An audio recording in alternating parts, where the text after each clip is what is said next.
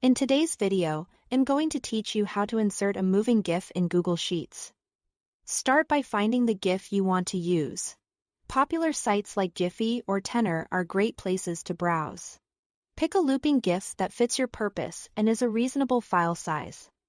Extremely large GIFs can slow down your sheet. If you plan to link it, make sure you can get the direct image address of the GIF itself. A quick tip: the correct link usually ends with GIF. If you are downloading, save the file to a folder you can find easily.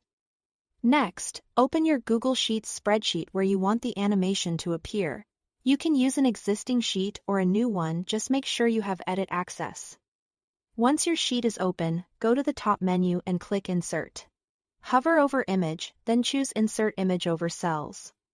This part is crucial. Do not select Insert Image in Cell, because that option often displays the GIF as a static, non-moving image. Over cells keeps the animation intact and lets you freely position it on the canvas. Now you have two ways to bring in the GIF. If the file is saved on your computer, choose the Upload tab and click Browse. Navigate to your saved GIF, select it and confirm.